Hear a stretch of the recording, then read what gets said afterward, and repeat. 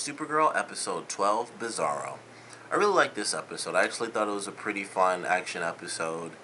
Some interesting moments were in there for sure. Wynn was actually talking to Kara in this episode. Kara broke up with whatever the guy's name is, but Kat's son. She broke up with him, which was surprising that that was even a thing because they only did it for one episode. So that did surprise me. We also find out that Jimmy Olsen totally has feelings for Kara. It isn't like, he actually does care. And even he and Wynn talk about it, which I thought was very surprising from Wynn's point of view. But I guess he's in the camp where it's like, I know I got no shot, but you do. So that was an interesting moment that I never would have expected. But, that was just like some little stuff that I thought was very curious. And, introduce a guy, he's gone in the next episode. Kat being nice to Kara I thought was very interesting because it was kind of like she wanted to do everything she could because of course her son wasn't really in her life too much. So it was like no matter what she was going to be as nice as possible because maybe it was because she didn't want to be in any way, shape, or form the reason they broke up. So her being super nice to Kara I thought was pretty funny in the beginning. And it's like she's getting like super involved in their relationship too. She's like, you guys haven't had your first kiss and all this other stuff. And it was just interesting. And them having their first kiss ultimately didn't matter. It was a cool scene because after that happened, she just gets swept up and it was like, holy crap, he just saw what happened. But ultimately, like all that stuff they did was like, whatever, he's gone. This episode he's already out because, Kara just had like some crazy moments that she had to deal with that kept taking her away from their dates and stuff like that. So I was surprised that they played it that way. I didn't think this guy was going to... Well, I thought he'd be in more than just 2 episodes. I thought he'd be in maybe 3 or 4 episodes or something like that. I thought they would have at least 3 episodes where they were in their little relationship. I didn't think it would honestly be 1 episode. Like, he asked her out in the last one, and they date like 3 times and kiss once, and then he's like, you know what? Weird stuff's happening, you're always leaving and stuff, and so I'm gonna head back home. I didn't think that was gonna happen. I figured even if he left, they'd kind of talk about it and it would, something, I don't know. But I didn't expect it to just be, ask her out and then they break up. It seemed almost useless to kind of do that to me, to be totally honest. But I think it did ultimately, even as fast as it was, which I thought was still admittedly too fast, even though we knew it would happen. I guess in some regards it's totally fine because we knew they weren't going to be together anyway. So in a weird way it works that it was so quick. Like, all right, at least they shot through that, which we knew was going to end because we knew it would kind of be pointless.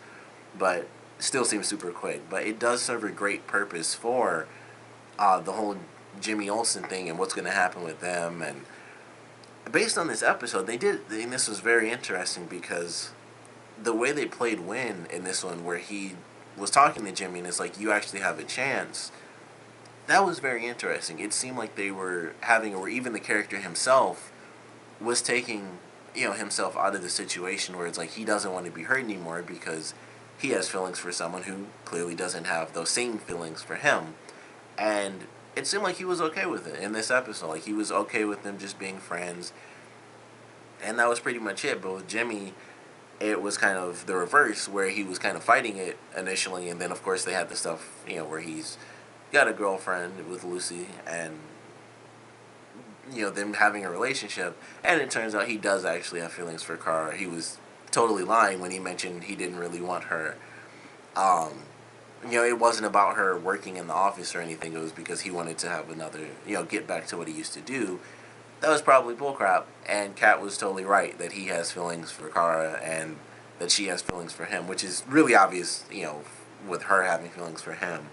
But this was kind of the reveal sort of episode for me. Like, it was obvious they had the typical TV sort of attraction, but he specifically said when he was captured by Bizarro that he loves, Kara for that reason, or, for whatever reasons. And it could be like he loves her as a friend, but no, that's not what it was. He said love. And then, of course, he totally brushed it off at the end when she's like, we can get a cup of coffee or something and talk about what you said to Bizarro, or, what you had to say. And he was just like, oh, not much. I just had to say this to keep her busy. So clearly it was love. Like, he loves her and wants to be with her, but he doesn't feel like it would work if he broke up with Lucy and stuff like that. Even though they had a strained relationship and he easily could have made it happen if he wanted to, he was like struggling to be with Lucy. Even when she wasn't actually in the episode, like they weren't together any of that time. And if I remember right, it was like they were engaged or something like that, and that's why they were trying to make it work, because they were engaged. Or even if they weren't, they were just together for quite a while. So they, like anyone, you would want to make it work. So it does make sense, but this one kind of clearly showed he has feelings. So as small as that, those moments were, they definitely have a huge impact on what's to come. And I'm not sure what is to come, and I don't know how fast they're going to do stuff, because and now that they've done it this way, I do still wonder if Wynn even remotely has a chance to end up being with Kara, or if she's going to eventually have feelings for him in some way. But now it's like the two people that do actually have feelings for each other. We got the reveal from him, so they've had equal feelings for quite some time, and now we just have to see what Jimmy does. Now that, even though he's in a current relationship, we'll just kind of have to see how that plays out. But I definitely wanted to touch on that, because they were little moments, but they clearly had some big impact and stuff like that. The main focus on this episode I certainly enjoyed.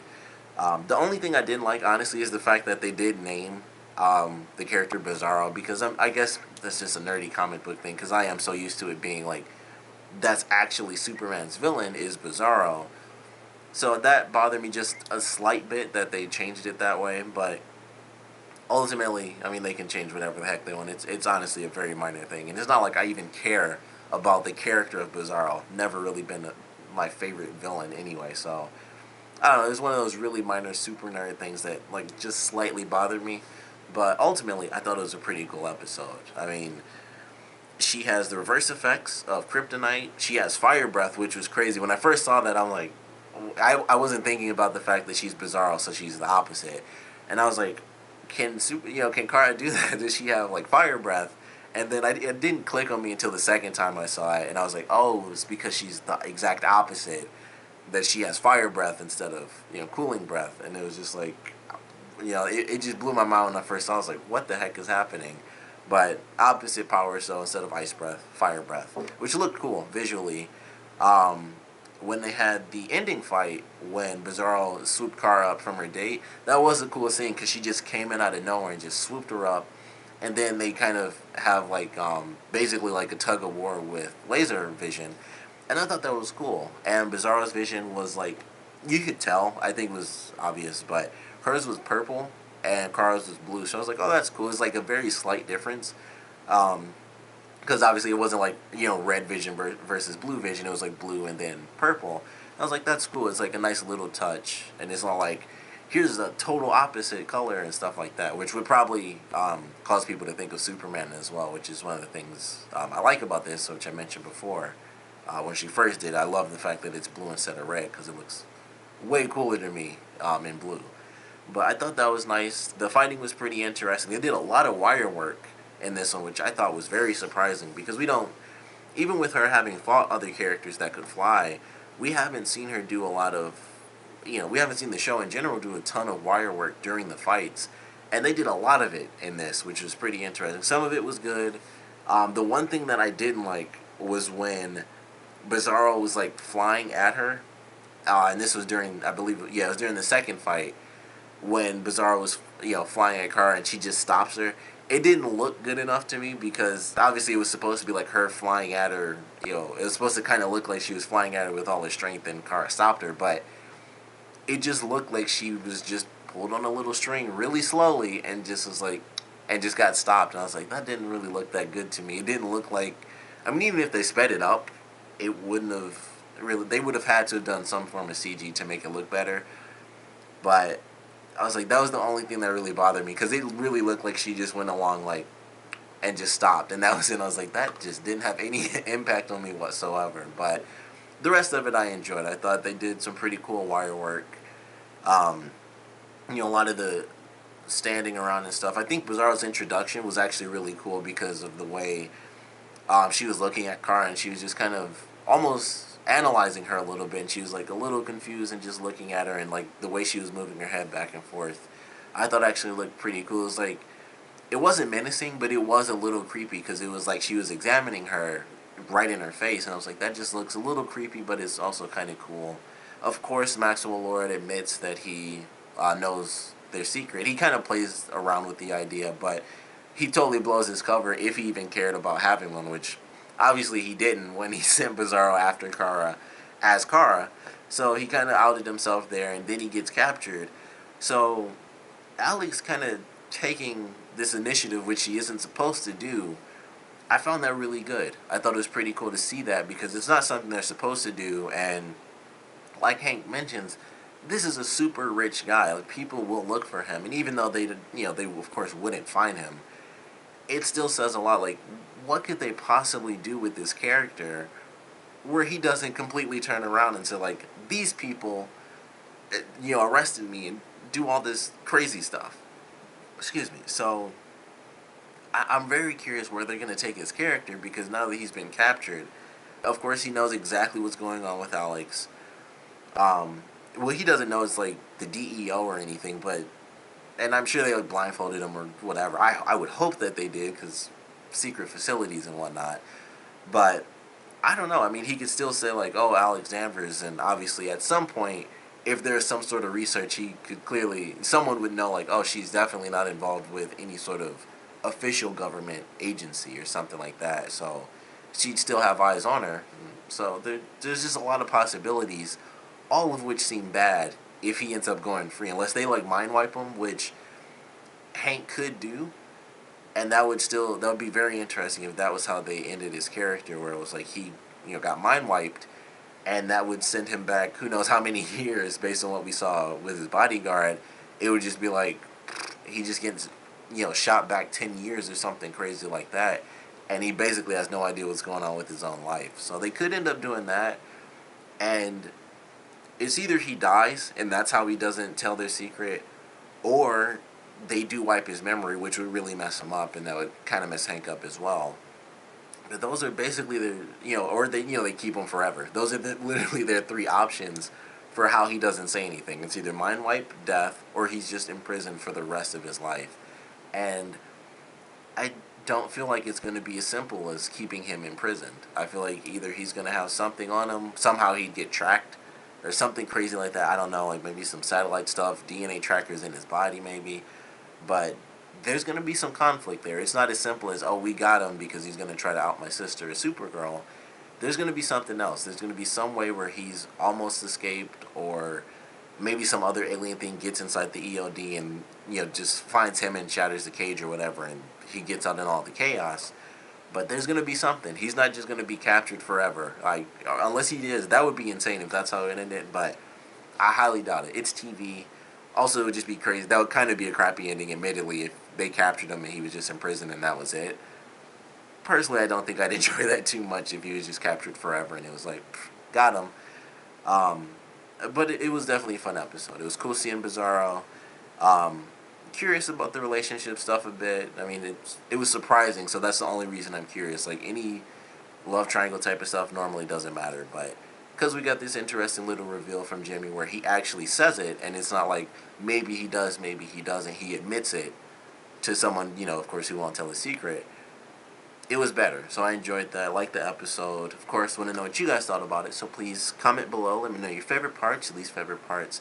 And I definitely want to know what you guys think is going to happen with Maxwell Lord, because, like I said, they only have really three options, and I just don't see the we got him and he's in prison forever as what's going to happen, because they would just destroy any sort of conflict that they have with. Admittedly, I personally think Maxwell Lord is a really good villain character because he's so smart, and I'm pretty sure I mentioned this. Of course, he's basically Lex Luthor for Supergirl, but I like that. I still personally enjoy that. He does get more involved, and I think I mentioned that before as well. I feel like personally, he takes more stakes than Lex Luthor does. Lex Luthor generally hires like some henchmen, or he has like some secret robot thing, or he hires a million people so it can't be tracked to him, and it's like, oh, this random person got hired to take out Superman or whatever. So I feel like Maxwell Lord takes things on a little bit more personally, and I feel like just we captured him and nothing from that is a bit of a waste of a character. So I don't think that's the route they're going, but definitely want to know your guesses. So please comment below, let me know, and thanks for watching.